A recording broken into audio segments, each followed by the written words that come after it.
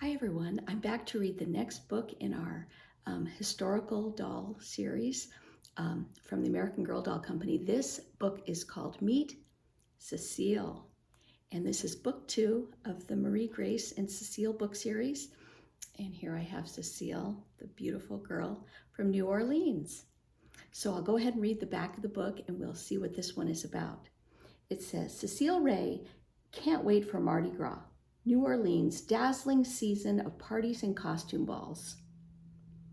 Cecile is determined to come up with a fantastic costume like no one else's. Everyone will notice her. And after Mardi Gras, Cecile's beloved brother Armand will finally come home after 2 long years in faraway France.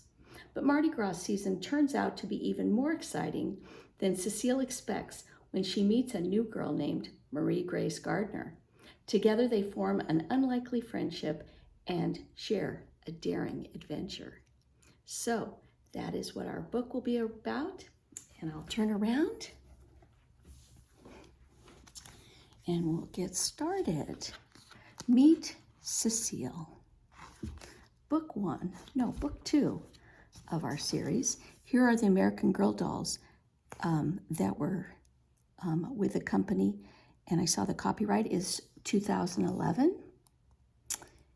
And here are the characters in our story that we will meet along the way. We have Papa, Cecile's father, a warm gentleman and a successful sculptor.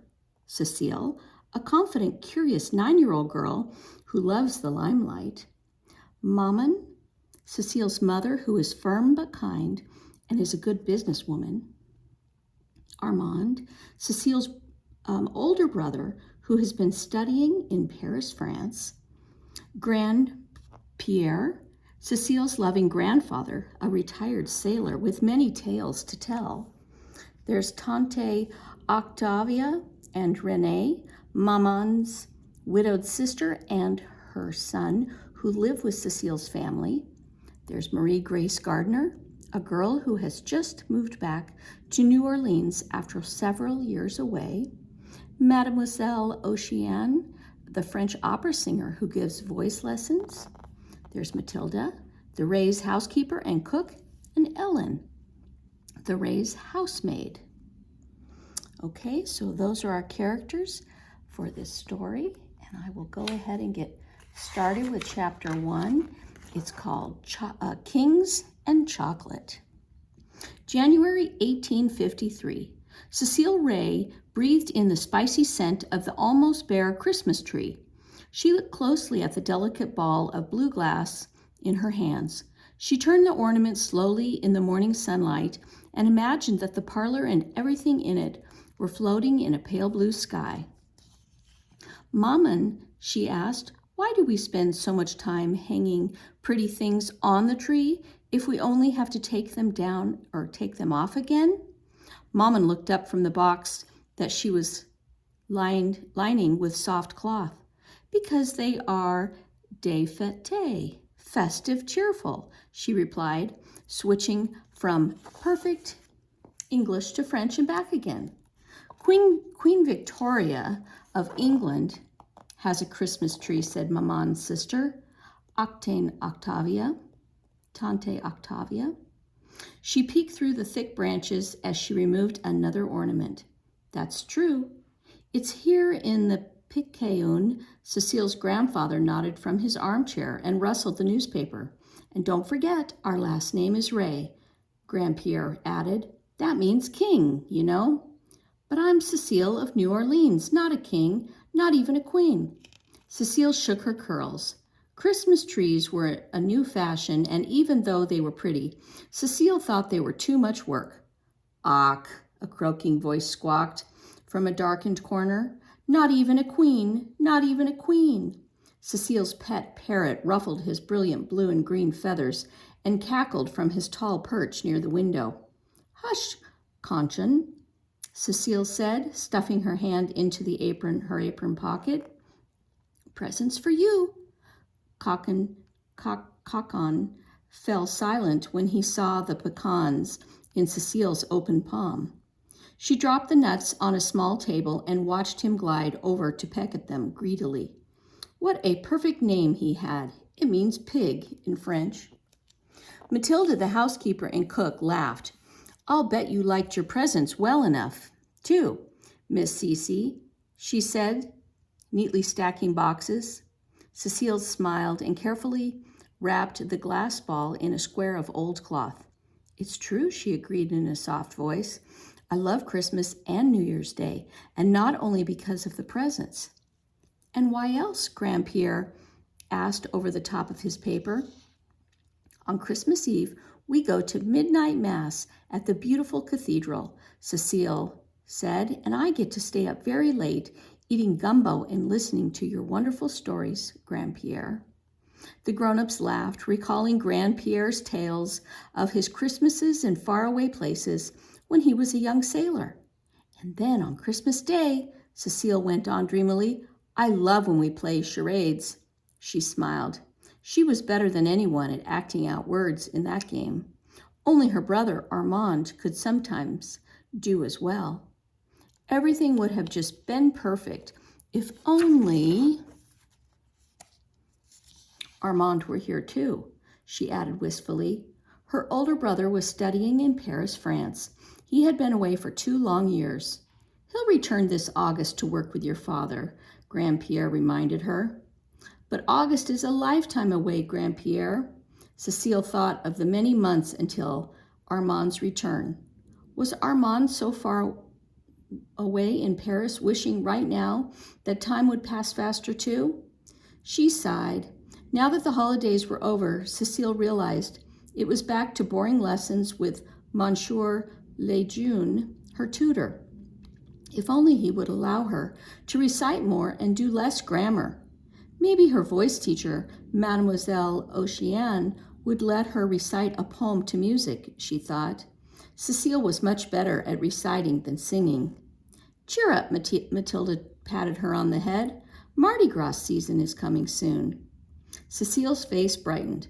In New Orleans, the weeks between early January and late February or early March made up the Mardi Gras season. Everyone went to parties and concerts and dances, even children. Every year, Cecile and all her friends dressed in costume for the biggest dance, the children's ball. And every year, Cecile had trouble deciding just what costume to choose. Should she become an elegant ballet dancer or a fantastical character from one of the plays she had seen? More than anything, Cecile wanted a costume that would stand out from all the others. Maman interrupted her thoughts. Speaking of your brother, have you written to him this week? Cecile bit her lip. No, Maman, not yet. She had been meaning to sit down and write a letter. She really had, but writing to Armand was hard to do.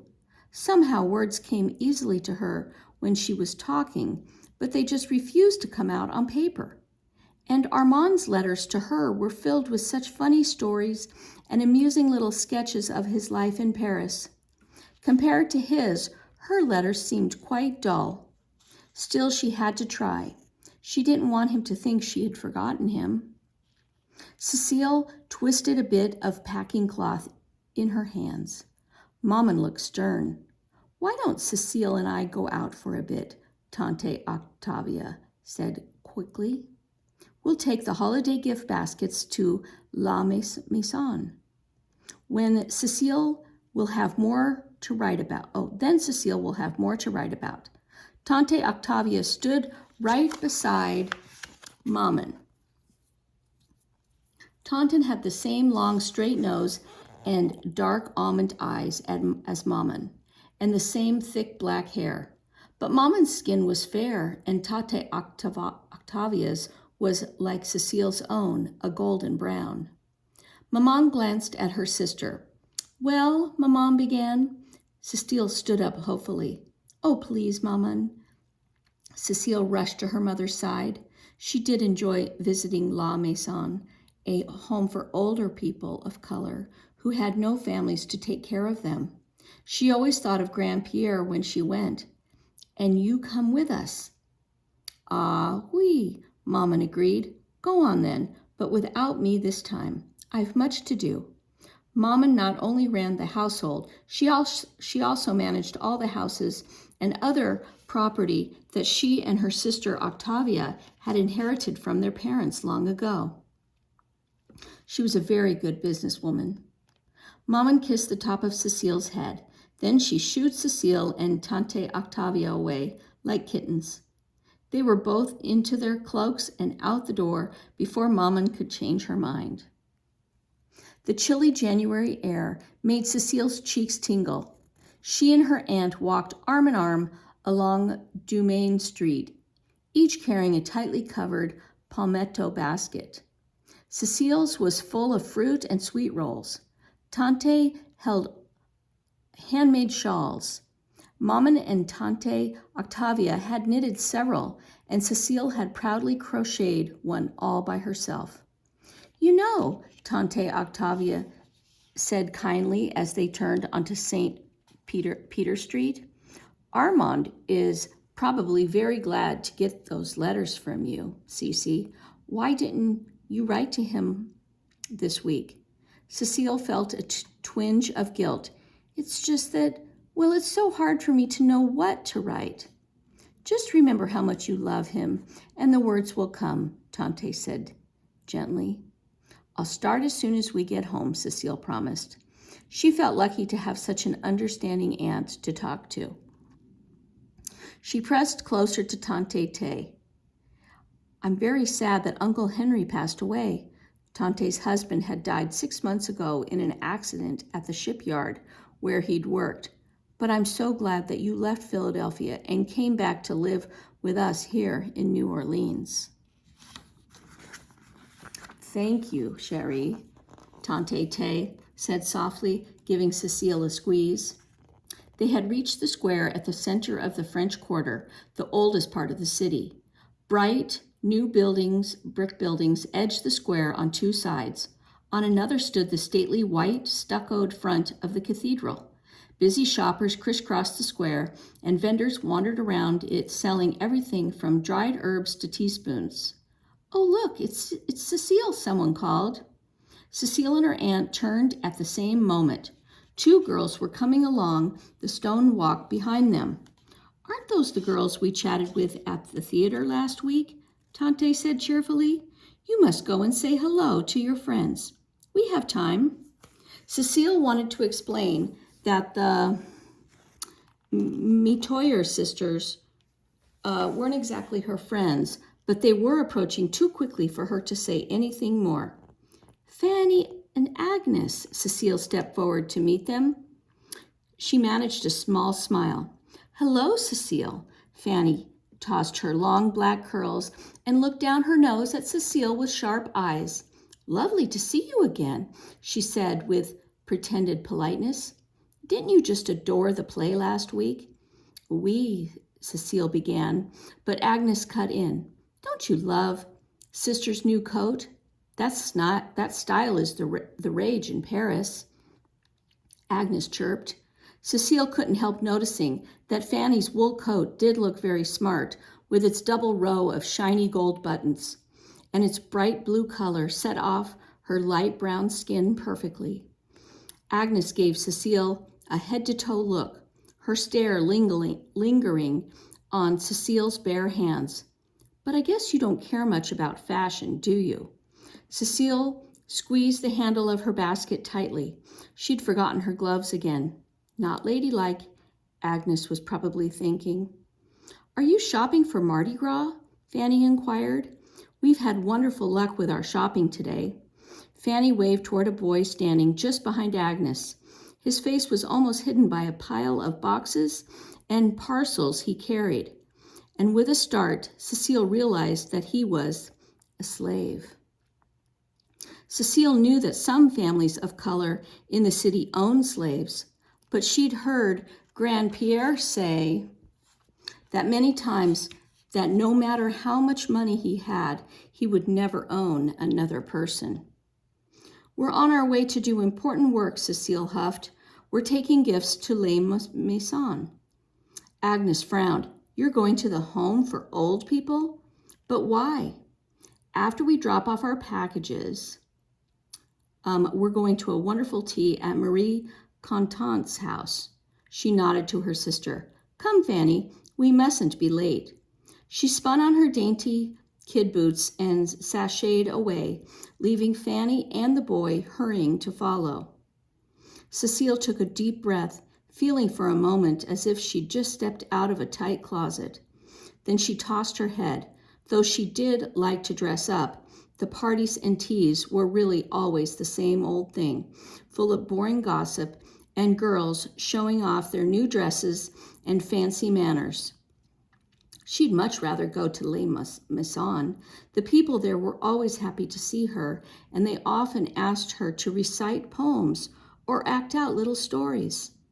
Oh, Tante Tay, Cecile said brightly as her aunt caught up to her.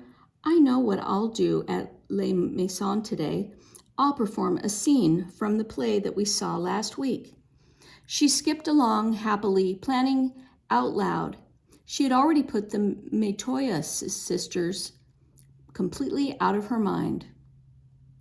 In the quiet parlor later that day, Cecile's pen scratched across paper as she worked on her letter to Armand. Nearby, Maman and Tante Tay did needlework, and Cocan dozed on his perch. Cecile dotted her last I and held her paper up to catch the fading afternoon light. It would have been easier to see if she'd started earlier in the day, the way Maman had wanted. But she realized with a smile Armand wouldn't mind messy handwriting. Dear Armand, do you miss me as much as I miss you? I hope you had a wonderful Christmas in Paris. Is it snowing there? I wish I could see snow. All we have in New Orleans is rain, rain, rain. At least the Mardi Gras party starts soon. I don't know what costume to wear to the children's ball. I wish you were here to help me decide. You always have the best ideas. Here is some news. I was the star of a play today. Well, it was only one scene, and there was no stage or costumes, but no matter. I acted out a scene from a play for all my friends at Les Maisons. I managed to play 3 characters and make them all quite different. Everyone laughed at the funny parts and applauded when I was done. They said I was very good. I'll perform the scene for you when you come home. I hope you'll like it too. Well, I must go now. Everything else is very boring. Besides, Maman complains when I use too much of her ink. And then she also complains when I don't write. So what am I to do? Anyway, everyone sends love. I'm counting the days until you come home. Your loving sister, Cecile. Cecile slipped her letter into a stiff envelope. Then she pressed a little wax flower onto the flap to seal it tight. Would Armand open her letter the minute it arrived, as she did his? Very good, Cecile, Maman said from across the parlor. Now, ma petite, about Mardi Gras. Why not be a princess for the ball? Maman's knitting needles clicked as she spoke. Oh, Maman, not a princess again. Cecile turned, and her little cousin Renee squealed and ran to her, tipped the basket of yarn that his mother was using for her needlework. Cecile quickly got down onto her knees to collect the tumbling balls of yarn. Tante Octavia stopped her needlework to watch Cecile scoop up a handful of pink wool. You would look lovely in that shade of pink, she said to her niece. Cecile looked at the yarn against the golden brown of her hand. The pink would look perfect, but Monette Bruiller's mother has ordered a pink princess costume for her, Cecile said. I want to be une originale for Mardi Gras like no one else. Papa came in laughing from the hallway. Cecile, you are une originale, he said. You are my one-of-a-kind only daughter. He shrugged off his heavy coat as the new maid Ellen, a young Irish girl, stood waiting to hang it up. Papa, Cecile jumped up to give him a hug. You're home early today, she said happily. following Papa across the thick carpet. Papa sank into his chair. Cecile leaned against his arm and squeezed as a tiny puff of marble dust floated into her nose. Papa designed and carved beautiful things out of marble, statues that seemed almost alive, fancy urns and stately grave markers, even fireplace mantles for homes and businesses. He spent long hours at his stone yard, and he was very successful. We finished a job ahead of schedule, so I came home to enjoy my Cece's chatter, he said fondly. And just think, when Armand is back from Paris and we're working together, we'll finish early more often. Cecile was quiet for a moment. She missed Armand, and the most when everyone was together like this. Armand will be a great stone master, a great stonemason, just like you, Papa, she said.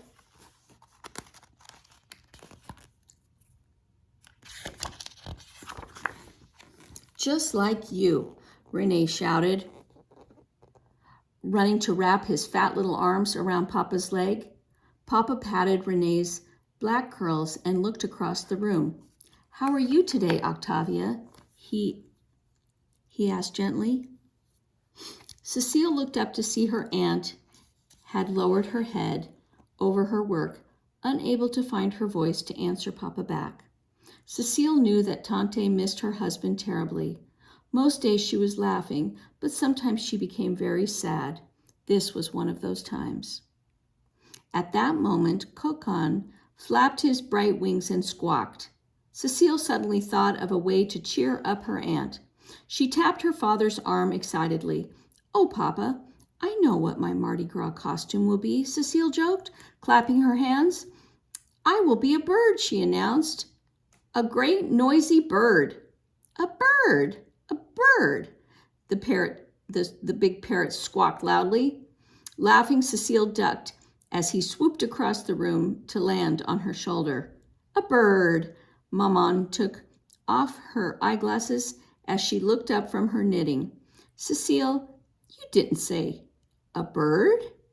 I think she did, Aurelia. Papa chuckled. Cecile, wouldn't you look charming wearing a parrot's beak to the ball, said Tante Tay. She was smiling now. I'm a bird too, Renee shouted. He pranced around Cecile with his arms spread like wings.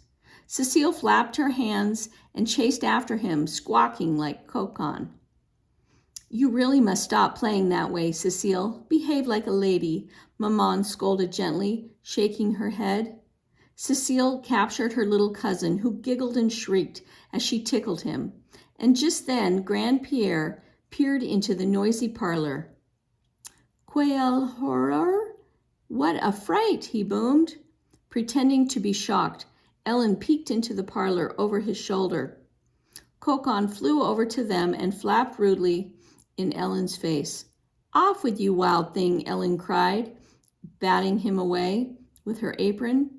Then she bobbed in a curtsy to Maman. Sorry, ma'am, I don't have much experience with birdhouses, she said solemnly, but the corners of her eyes crinkled with amusement. Grandpierre, Cecile giggled, welcome to our birdhouse. Maman sniffed, as a proper lady might in such a wild house. Then she winked at Cecile. Ellen, Maman said, smiling, the birds would now like to have hot chocolate. Cecile burst out laughing at Maman's silliness. Oh, how she wished she could share this happy moment with Armand. Okay, and that is the end of chapter 1, and next time we will read chapter 2 of Meet Cecile, book 2 of our Marie Grace and Cecile series.